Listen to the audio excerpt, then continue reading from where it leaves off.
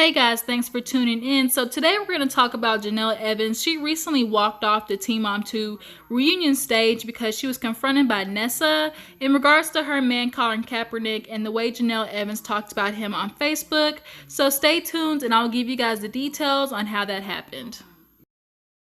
So in the video Teen Mom posted, Nessa was confronting Jenelle about the previous post that she talked about Colin Kaepernick, saying how disgusted she was that he was the new face of Nike. Ultimately, her post said, "Nike, you chose the most disrespectful guy in the NFL. How dare you choose a man that kneels for your flag? You are dead wrong and I will no longer be supporting you." Jenelle and David are known Trump supporters and have previously expressed it. At Donald J. Trump, unemployment rate is so low even Colin Kaepernick found a job. #America. With this being Jenelle's previous opinions, Nessa took this reunion as an opportunity to defend her man by saying, "My man uses his platform to peacefully protest systemic oppression in this country. People are wrongfully dying and no one is being held accountable." Now, Jenelle definitely was not prepared for this. Immediately, she got defensive, stormed off the stage, and began cussing, saying, "F this, I'm dealing with too much shit right now. Nessa, this is not your opportunity to make this your show." If you have not heard, Jenelle has lost custody of her 3 kids, Jace, Kaiser, and Inslee, due to the fact that David had shot the family dog. The courts deemed David unstable, and they feel the kids would no longer be safe around him. After court, they were both seen walking out together hand in hand. Jenelle continues to support David, even though her kids were taken due to his faults.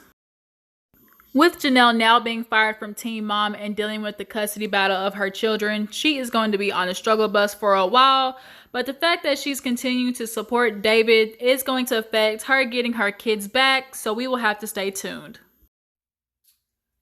So I just gave y'all kind of a quick recap of this whole Jenelle and Teen Mom 2, experience this last year. The season just ended not too long ago, but the reunion was just filmed. So let's start with her confrontation with Nessa. So Nessa, she got her man Colin Kaepernick. By the way, good job, you bagged a good one. He an activist, got money, and he's fine.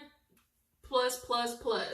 But anyways, Nessa was like, "Look, you posted something, about me in the past, but now you're posting stuff about my family, my man. I have to ask you, we need to have, a womanly conversation." And before Nessa could even get the words out of her mouth, she was like, "I don't know what you're talking about." And Nessa was like, "Okay, I'll show you." So it starts reading off, what, she said.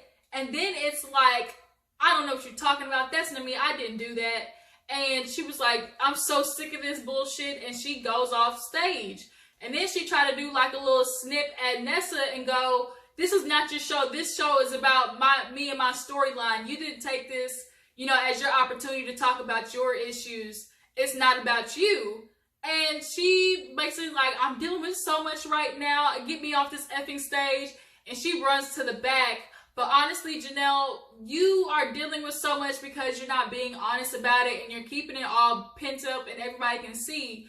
And all this pent up stuff has to do with the fact that her kids literally just got taken a couple of weeks before this filming. David is ruining basically her career. He shot the freaking family dog, which is why the kids were taken, because the court system found him basically not all there.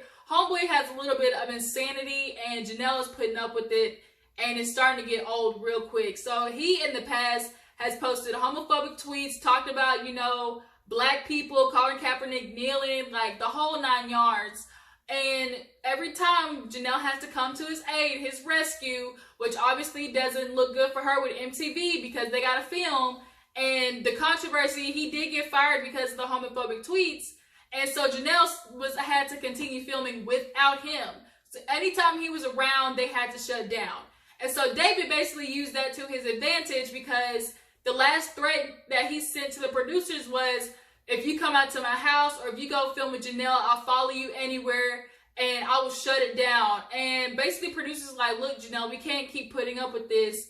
She made him apologize, but the apologies at this point are disingenuous. You can't keep doing, you know, effed up stuff and then apologizing, because at that point it's like it's no longer, you know, real. And Jenelle had on the finale was talking to them on speakerphone and was like, look, I want to film, but it's really you guys who are denying it.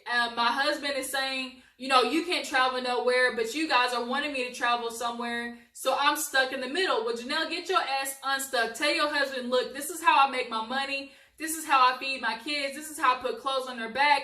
And if you are not strong enough to handle that, then you can't be with me. And obviously, David, he's starting to show the fact that he's that typical country dude who feels like he has to be the man who's the provider, and the woman's supposed to stay at home, shut up, and stay in her place. And that's kind of not Jenelle. And he obviously, I think, has the capability of being physically, emotionally, mentally abusive if he hasn't already. He's definitely shown that he's emotionally and mentally abusive. When it comes to the physical abuse, I wouldn't put it past him, because when you see those signs, like, you just have to, you know, take it for what it is. And David has shown that he has serious anger issues. How do you shoot the family dog in front of your children? Like, that right there has some issues. And also, there's just straight up proof. Jenelle called the police on her husband, saying that he, you know, attacked her, pushed her, or whatever, and she felt like her collarbone was broke. But then when the police showed up, it was like, oh, I'm sorry, I was just drunk. I tripped over a log and he was behind me, so I thought he pushed me. Like, really? That's the type of story we're doing? So Jenelle, I'm just gonna, you know, I'm just gonna pray for you, girl, because you look like you need some help. All her kids at this point are taken away. Jace is with the grandmother, Kaiser is with Nathan, and the little girl Inslee, I think, is with his mother or the ex-mother or something like that. So Jenelle, at this point, she's having to pick between her husband and her kids. Another situation always comes down to picking between David and something else. And Jenelle, take yourself out of that situation, or something else is going to happen. David is not healthy. And as much as you keep trying to like play like everything's cool, it's not. I mean, rumors were that she tried to do a marriage boot camp, but before you go on, you're supposed to do like a mental evaluation, you know, like a psychoanalysis, and David didn't want to do it. So if that don't tell you nothing, if that ain't the smoking gun right there, I don't know what is. So we're just gonna have to, you know, see how things play out. I'm sure the court stuff is gonna keep going on, so I'll keep you guys updated. Thank you guys for watching. Please like and subscribe, and I appreciate you guys for watching. This has been your girl Gigi. All right, I'm gonna catch you on the flip side.